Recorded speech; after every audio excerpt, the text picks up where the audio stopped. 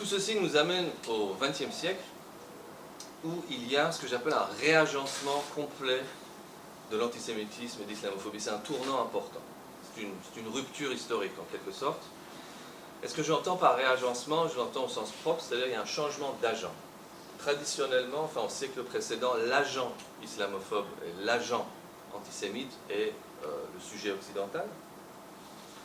Et là, on se retrouve dans une situation où il y a des agents musulmans qui deviennent antisémites et des agents juifs qui deviennent islamophobes et qui font preuve de ce que j'appelle d'impuissance discursive, c'est-à-dire restent prisonniers d'un discours qui aurait pu, il y a quelques générations, les cibler également. Mais ils n'en sont pas conscients et ils n'arrivent pas à s'émanciper, à se libérer de ce carcan idéologique que sont l'islamophobie et l'antisémitisme. Alors la question de l'antisémitisme dans le monde arabe et dans le monde musulman est une question importante. C'est une question qui a été très mal traitée traditionnellement par une historiographie extrêmement problématique, extrêmement pro-sioniste. Je pourrais en parler un petit peu plus tard si cela vous intéresse. Il n'y a à ma connaissance qu'un seul ouvrage sérieux sur le sujet, c'est Les Arabes et la Shoah de Gilbert Achcar. Gilbert Achcar nous montre qu'il y a dans le nationalisme arabe quelques éléments d'antisémitisme qui sont observables dans les années 50-60, notamment chez Gamal Abdel Nasser, qui cite les protocoles des sages de Sion à un moment donné, met en doute le nombre de 6 millions de victimes de la Shoah, etc. C'est beaucoup plus fort chez d'autres personnages, notamment Mohamed Haikal, qui était son conseiller et qui collaborera avec le négationniste Roger Garaudy dans les années 90, en France notamment. L'antisémitisme est beaucoup plus prégnant, si vous voulez, chez les groupes islamistes.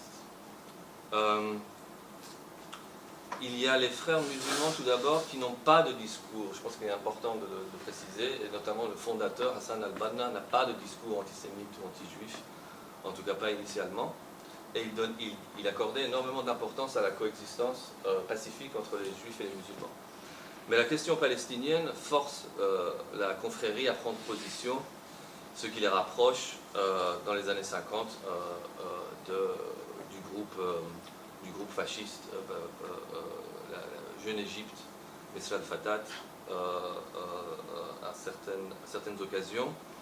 Il y a évidemment le Hamas et sa fameuse charte de 1988 qui cite les protocoles de sages de Sion à plusieurs articles. On pourrait continuer. Le Hezbollah également. Le Hezbollah qui a un discours anti-juif qui n'est pas d'origine européenne, qui est plus d'origine coranique. Il y a un discours anti-juif dans certaines sourates du Coran, je pense qu'il est important de le dire. Ça date de l'époque où il y avait un conflit entre le prophète et les juifs de Médine. Mais je pense qu'il est important également de souligner que ce discours-là peut être ressuscité dans certaines périodes historiques et peut s'oublier dans d'autres périodes historiques. Je pense qu'il est important de garder à l'esprit que l'islam n'est pas aussi préoccupé par les juifs et le judaïsme que la théologie chrétienne, qui est obsédée par la figure du peuple déicide, etc. Mais ce discours-là existe et je pense que les islamistes, souvent, très souvent, l'utilisent. Mais il y a une littérature que personnellement je décris comme anti-palestinienne, puisque son but ultime est de jeter l'opprobre sur la cause palestinienne, qui a en quelque sorte déformé cette histoire bien réelle, elle a transformé l'antisémitisme comme l'élément constitutif principal de l'islam, des Palestiniens et des Arabes, et par extension des musulmans. Pour cela, il y a véritablement une obsession avec un personnage en particulier, qui est le moufti de Jérusalem dans les années 30, Haj Amin al-Husseini, qui était un personnage qui avait des sympathies nazies, qui sont très bien documentées, et qui a ensuite collaboré lors de son exil avec les nazis, notamment dans leur efforts de propagande dans le monde arabe. Alors on nous dit effectivement qu'il a aidé à constituer les unités arabes de la Wehrmacht ainsi que les unités musulmanes bosniaques de la Wehrmacht. Et il y a beaucoup particulièrement en ce qui concerne les Bosniaques, il y a pas mal d'images de Haj Amin marchant dans les rangs des bataillons, de ces bataillons-là. Mais ce que cette littérature occulte est que les unités arabes de la Wehrmacht constituaient 130 hommes, ce qui est négligeable, je pense, notamment sachant que 9000 Palestiniens ont servi dans l'armée britannique contre l'Axe et 340 000 Maghrébins ont servi dans l'armée de la France libre. Mais ce personnage a une place disproportionnée dans cette littérature qui tente en quelque sorte de démontrer que les Palestiniens sont non seulement antisémites, mais ils sont presque complices de la Shoah, et cela expliquerait, enfin cela justifierait le traitement qu'ils reçoivent depuis. Il a été noté que dans le The Encyclopedia of the Holocaust, qui est donc une publication qui était publiée en association avec Yad Vashem, l'article sur Haj Amin est plus long que l'article sur Goebbels, sur Eichmann, Heydrich, Himmler. La seule biographie de l'encyclopédie qui soit plus longue que celle de Haj Amin est celle de Adolf Hitler. Donc cela démontre bien une place disproportionnée de ce personnage dans une littérature qui a pour but principalement de discréditer la cause palestinienne. Il y a évidemment la question de la non-reconnaissance de la Shoah dans le monde arabe. Gilbert Achcar tente de nous expliquer qu'il y a un nœud mémoriel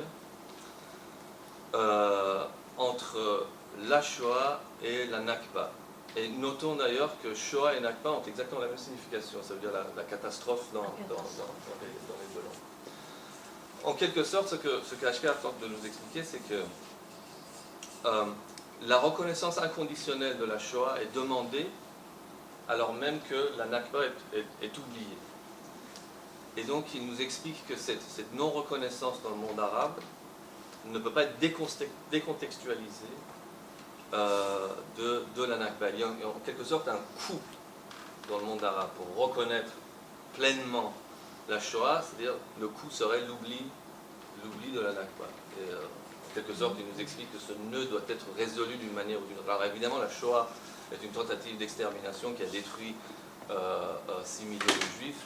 Ce n'est pas vraiment comparable en termes de magnitude avec la Nakba, mais enfin, cela n'est que de peu de soulagement pour les victimes de la Nakba et les 4,5 millions de leurs descendants.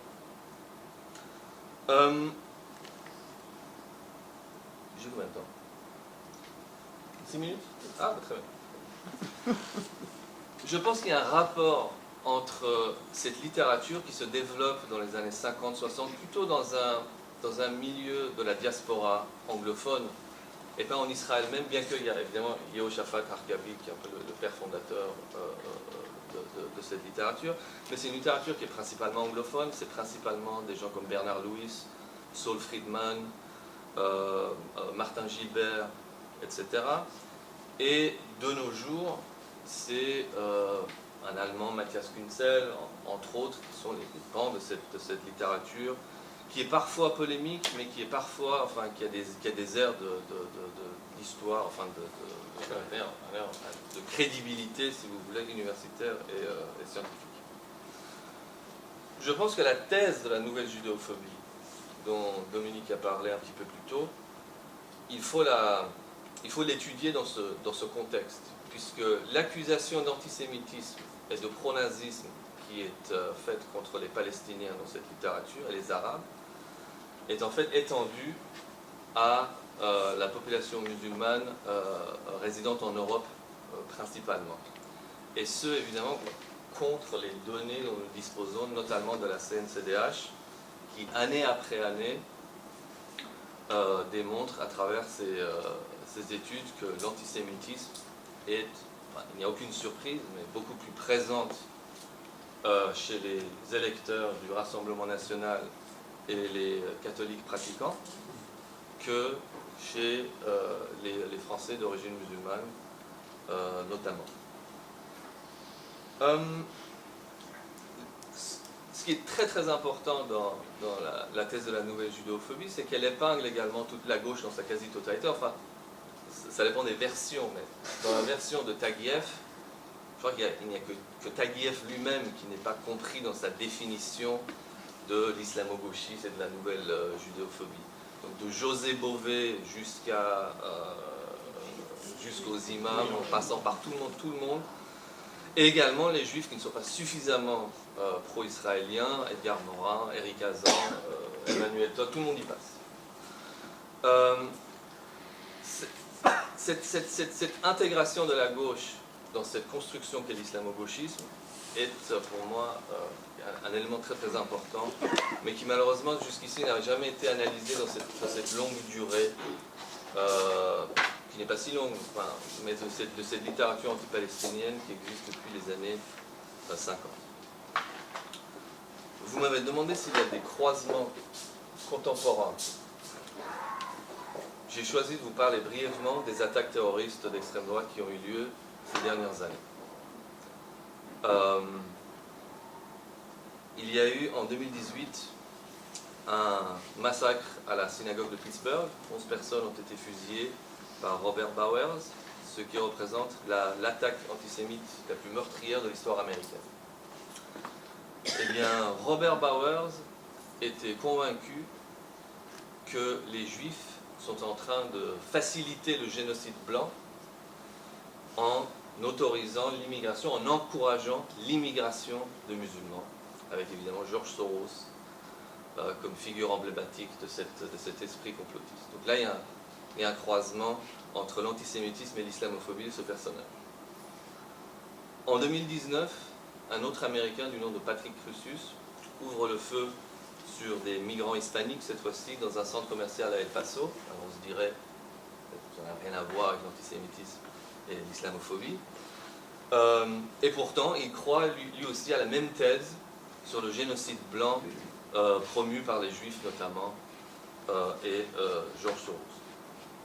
En 2019, vous n'en avez probablement pas entendu parler, un jeune Norvégien du nom de Philip Manshaus entre dans la mosquée de Bærum, un endroit à l'ouest d'Oslo que j'ai eu la chance de vivre. Et il n'a réussi à tuer personne, puisque dans son ignorance de l'islam, il pensait que la mosquée serait pleine un samedi, mais il n'y avait personne. Il n'y avait guère que 2 fidèles, 2 messieurs assez âgés, mais qui se trouvaient être des vétérans de l'armée pakistanaise et qui n'ont pas eu de mal à le maîtriser. Et donc c'était une attaque, c'était un fiasco. Mais le personnage était armé jusqu'aux dents, et il avait déjà assassiné sa propre sœur ce matin-là, qui était sa sœur adoptive, qui était d'origine chinoise, et qui pour lui représentait un danger pour la pureté ethnique de la Norvège et de la civilisation occidentale, etc., un peu dans un cadre de grand remplacement. Et lui aussi, islamophobe, était également négationniste et également homophobe, puisque, comme on disait avant, le racisme est un système de pensée cohérent et que toutes ces parties différentes communiquent, si vous voulez, entre elles.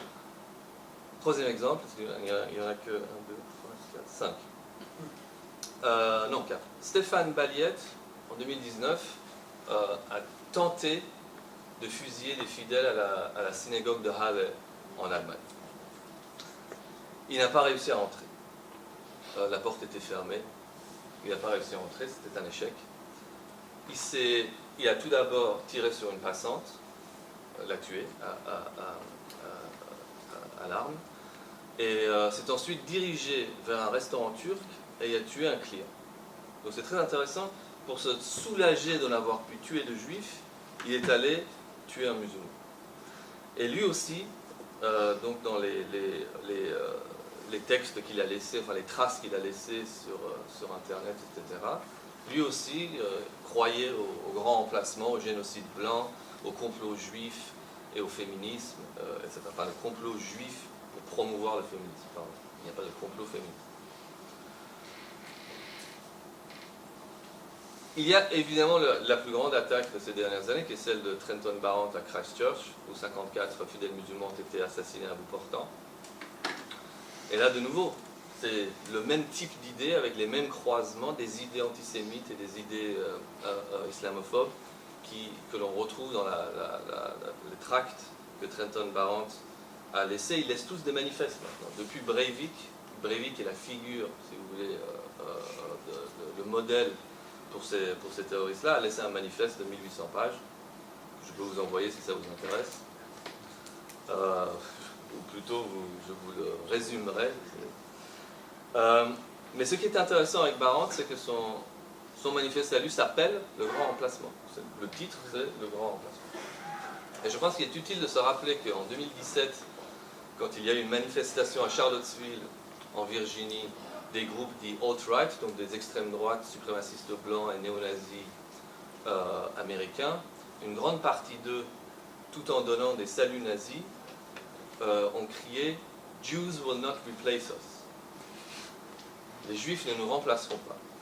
Ce qui est un jeu sur la traduction anglaise du livre de Renaud Camus. La traduction anglaise, c'est « You will not replace us ». C'est pas le grand remplacement.